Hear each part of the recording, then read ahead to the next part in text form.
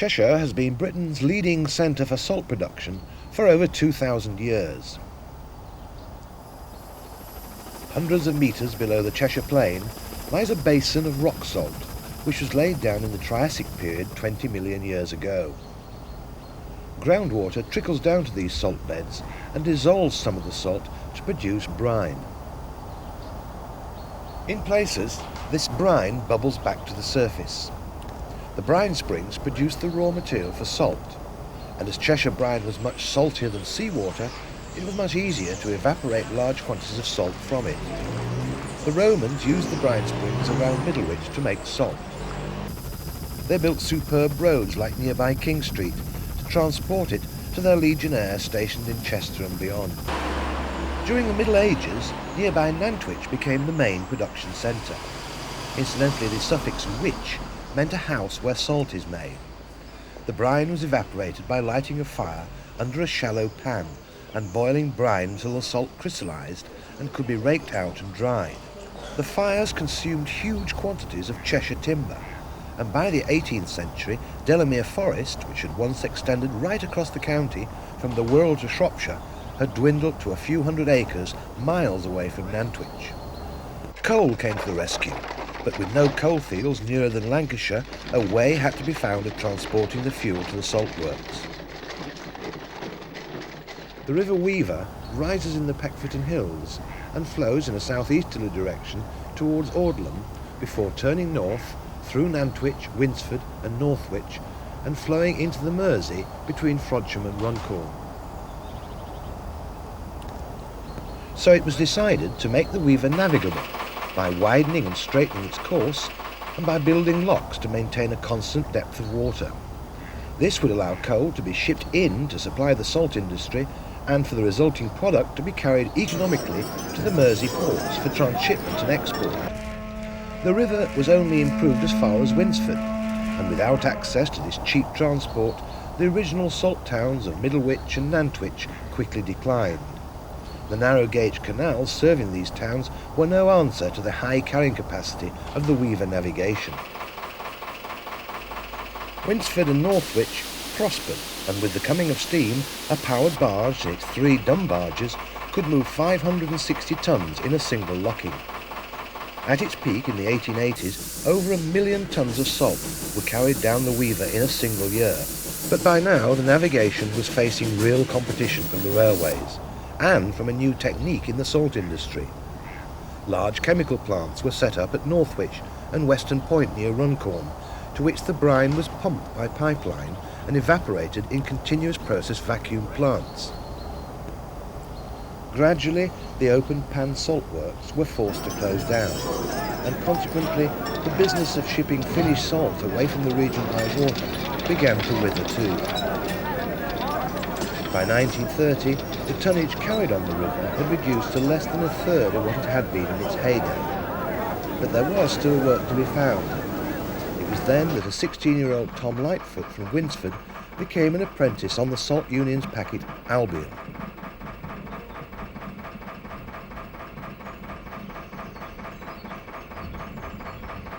You see, if you're a packet, you'd just carry on, but if you were on a barge, you had to stand by the tow rope, ready to let go it. There used to be markers on the side here, around about 200 yards from the lock, and you get an idea of when to let go the rope. Then you'd run into the lock, and they'd be up to the lock tenter there, and that's what we used to call them, lock tenters. And he'd close the gates, lift the paddles, and down you'd go.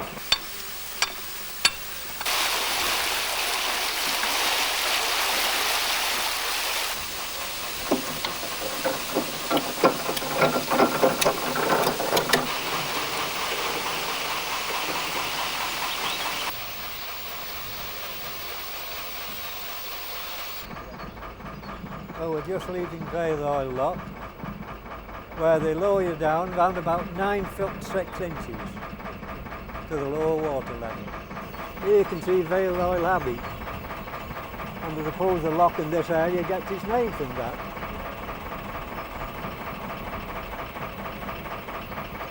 over on this side is the Rockkeepers' cottages where they live. As we're going down the river, you'll come to the arches, railway arches. But it has been straightened out somewhat. It was all right navigating this part in the daylight, but in the dark it was a lot different. It's straightened out now, but you used to have to go on the arch, the other arch, and it was a very sharp bend. It was like going into a black wall down here at night, with the trees all around you. I remember once going through that arch. We got almost through it and going for the head. Oh no, so did one chap looked over the side. He says we aren't moving. We got stuck.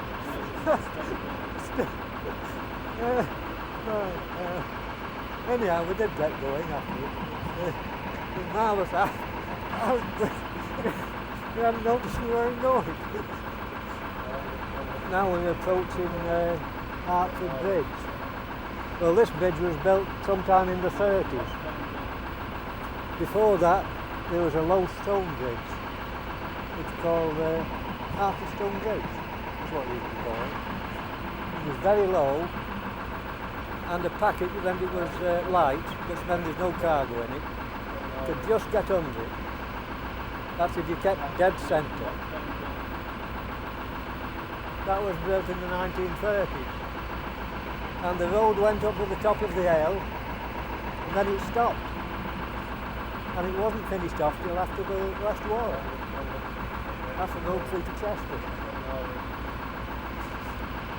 See that all this banking, it wasn't here when I was on the river.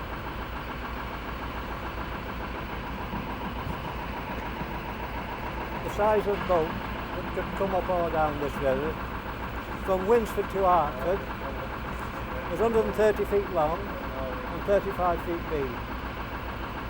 And there was 30-foot headway. Now below here, from Northwich to Western Point, you take a boat 150 feet long, 35 foot deep, and 10-foot draft. Well, we used to call it draft, draught or draft, which is how you like. That's the depth in the water.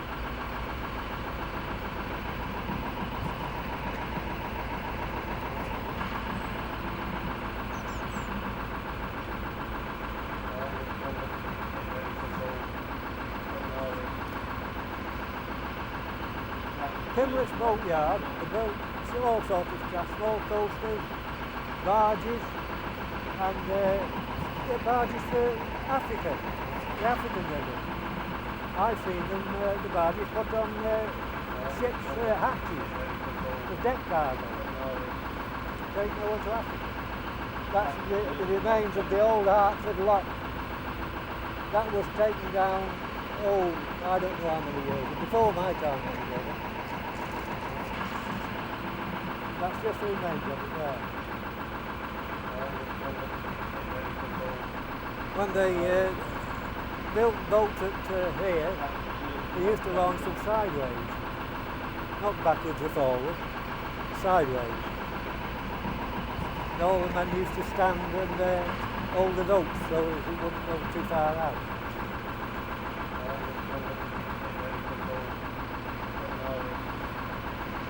Give them a blow, George.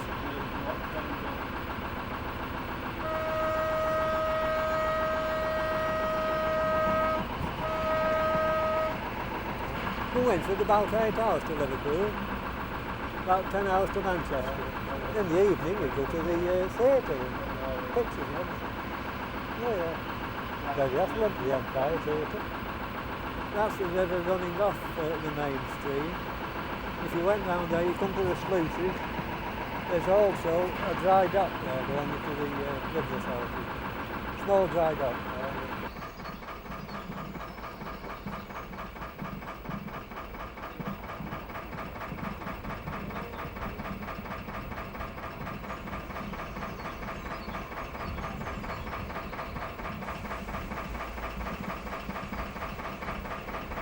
We're approaching Yarwood's Dockyard now on your left hand side. The Davenham. She was built in 1946. She's 103 feet long, 23 feet deep, and she'll do 7.5 knots.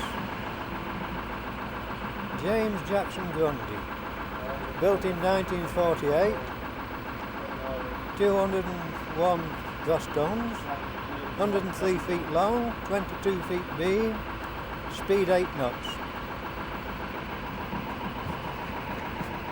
This is where they used to weigh the boats out. There used to be a chap at Salterford Lock, the Clare, and he'd take your weight in your boat and your draft. Now they thought it didn't compare right, they'd order it to be weighed out. So they'd bring it to this berth here, and they'd put weights in the boat and take the draft on it.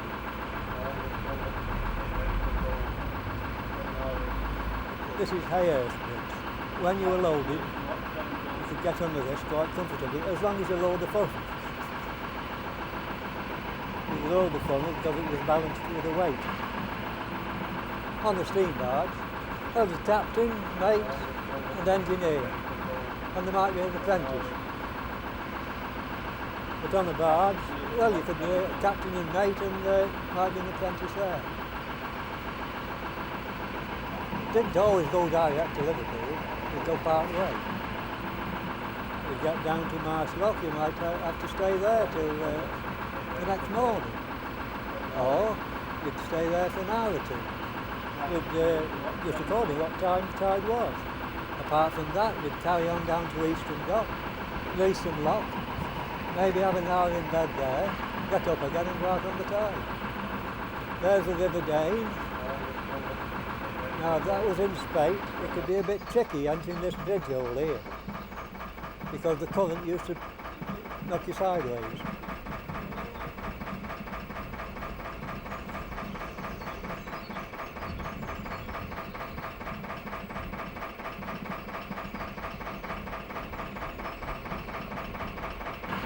There used to be a shed this side there, and that's where the Mersey Weaver was.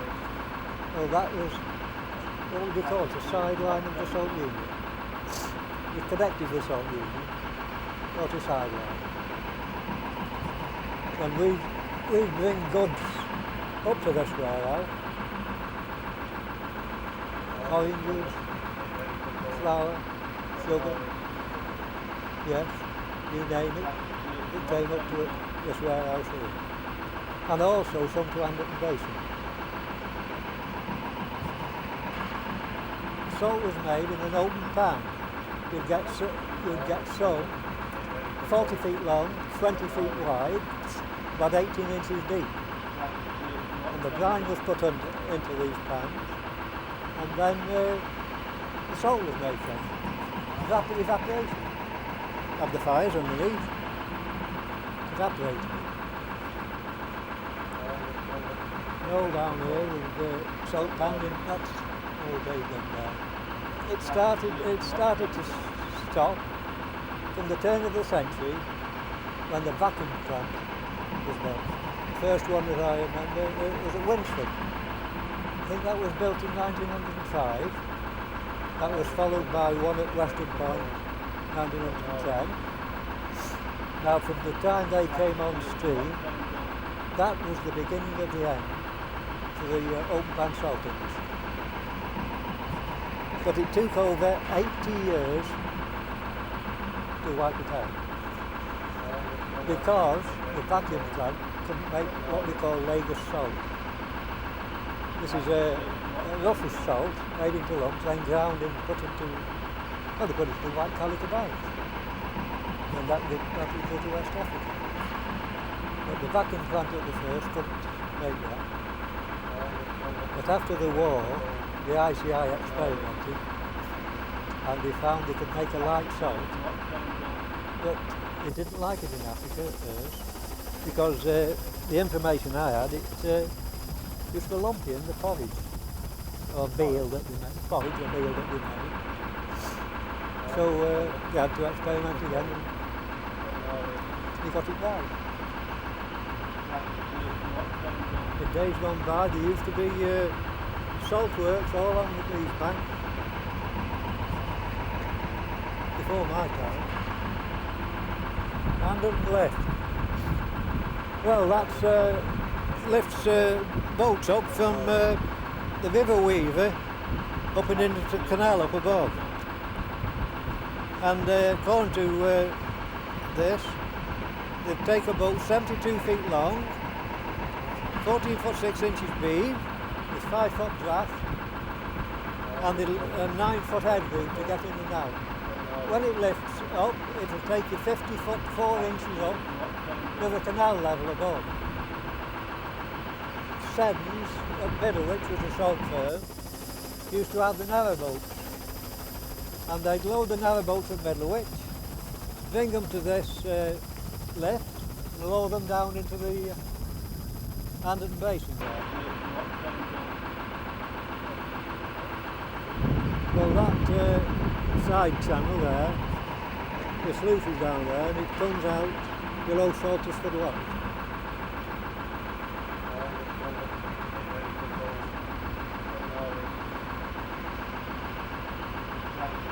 Huntington Bridge next.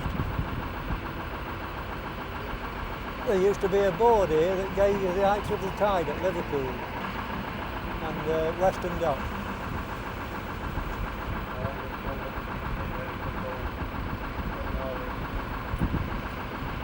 Wallascourt works.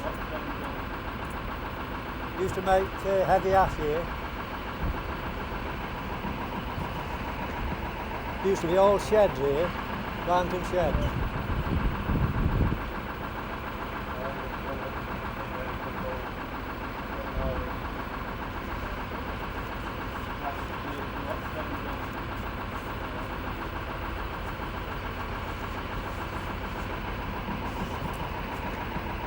Well, we're now in Saltersford Lock, which is just under halfway between Winsford and Western Pond. Well, the narrowboats would load china clay or stone at Western Point docks, bring it up the river, horse-drawn narrowboats to Anderton Left, go up the left on the canal into the Potteries, Staffordshire. They were sort of families all together. Some had houses of their own, but they weren't narrowboats.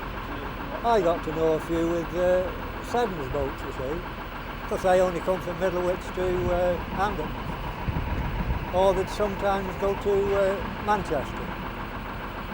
But they were horse-drawn narrowboats. When the river was in spate, which means in flood, if we passed a narrowboat where the horse seemed to be struggling, you know, we'd throw them a line, tow them up to the next lock, or might tow them up to Anderton Basin.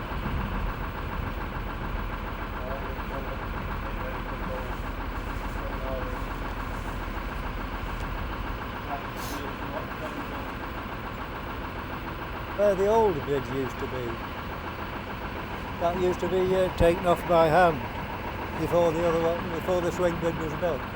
Yes, here we are. I remember one night we were travelling down and they were making a film at this old bridge. I think it was for Bulldog Drummond. We were going to have the car running through and going into the river.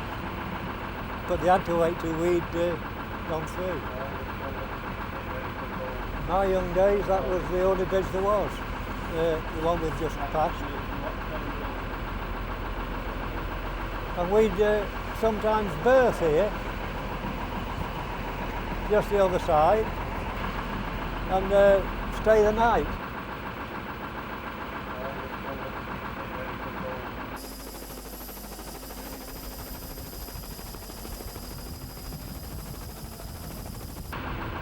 I think this was down here last time I was on. That was September. I think it was September, last September. That thing was stuck there then. That's the sluices to Dutton Lock.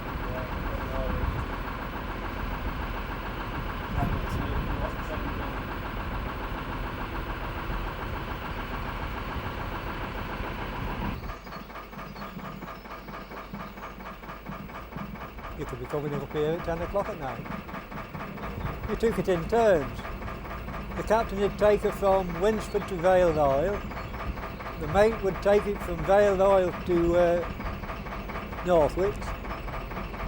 Then the captain would go from Northwich to Saltersford Lock, and the mate would, oh no, halfway between Northwich and Saltersford, just after Winnington Bridge, the mate would take over. And then from Saltersford Lock to Dunton Lock, the captain would have his stretch. And then from Dunton Lock to what was the old level lock, Sutton level lock, would change over again. The captain would take over then to Marsh Lock.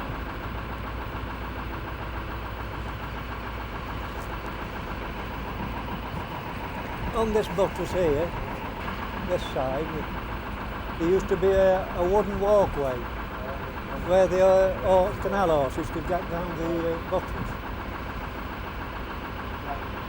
They've taken it down, you see. We're now approaching Pickens Bridge. At Pickens, this was a bridge that was taken off by hand, and it was only half the way across the river, because the bridge was on the right-hand side, but the left-hand side was a wooden walkway to the bridge. So he had only half of the river to go through here. But that was taken down during the war, after the war. I'll tell you what, there used to be some good apples in those orchards there, on your right-hand side.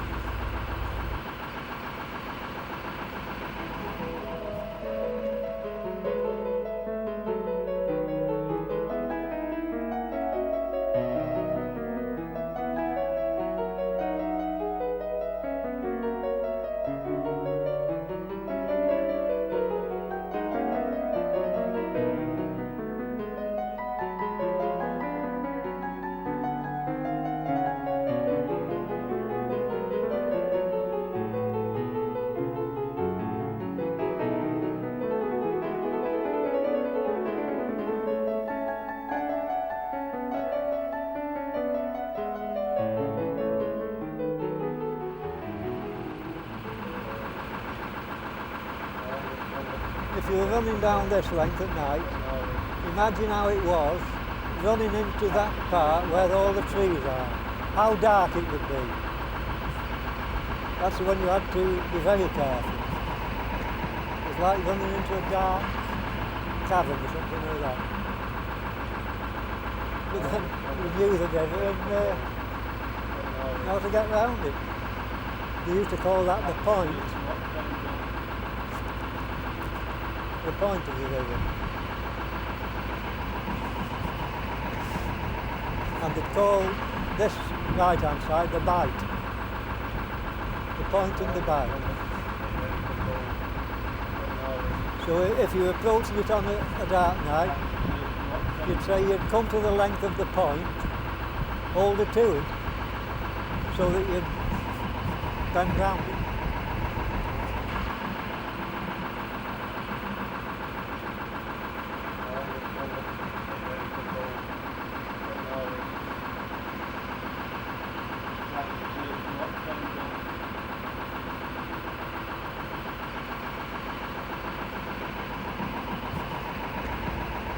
Well, we're approaching the entrance to what was the old river. Now that old river runs through Frodsham itself, into this, and then eventually into the Ship Canal. But it isn't used. It hasn't been used for donkey's years because they follow the new cutting going to your right, which takes you down to Western Point Docks. On the right, as we're looking down, well, the level lock was done away with. Well, they had to miss this lot because you wouldn't have got the coasters up very well. Just a minute. There's the old lock loop. That was only supposed to be used if you got big tides in the river. When you got big tides. But otherwise it was never used.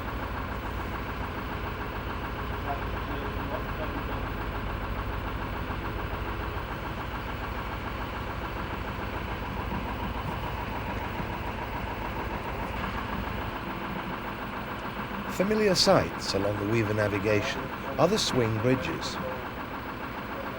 There are 2 in Northwich, and downstream further examples at Winnington, Acton Bridge, and here at Sutton Weaver near Frodsham. The bridges are moved by electric motors which haul ropes wrapped around the circular drum on which the bridge pivots.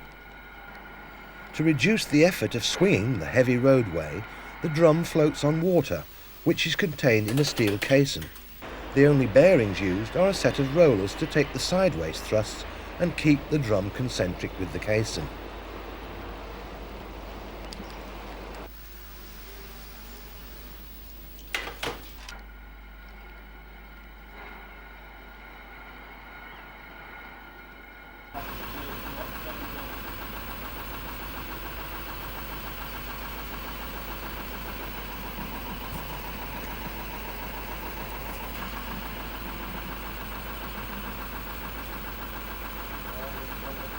Rock Savage Bridge,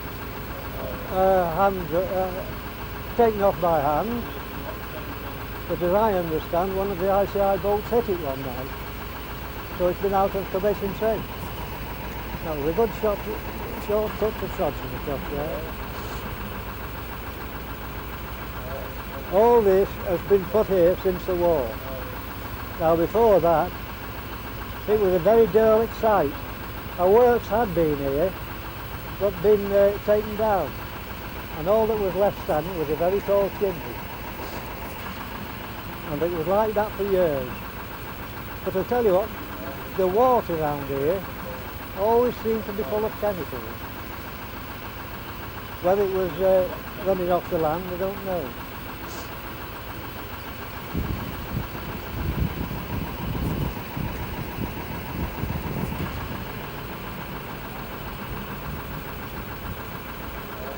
If you're a barge, you'd alter your ropes here.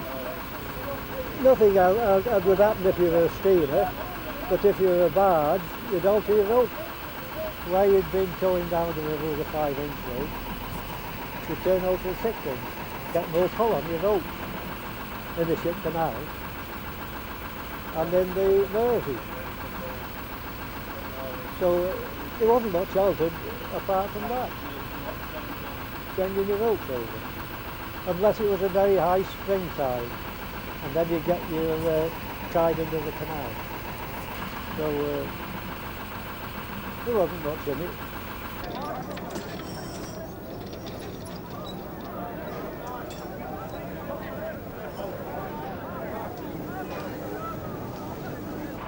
It hasn't changed up a lot, but down this length here. This wasn't here then. As a matter of fact, there was houses here. Was it a couple of houses on this side here? The lock keepers used to live in. The Weaver's journey ends today amidst industrial dereliction. Hard to imagine then that 100 years ago these places were a hive of activity. At Marsh Lock, the Weaver packets could be let down into the Manchester Ship Canal and steam on to the ports at Liverpool and Birkenhead. Alternatively, they could bear right and continue on the mile-long extension cut to West Point Docks at Runcorn, and there to transship their cargoes into seagoing vessels which had come up the ship canal to meet them.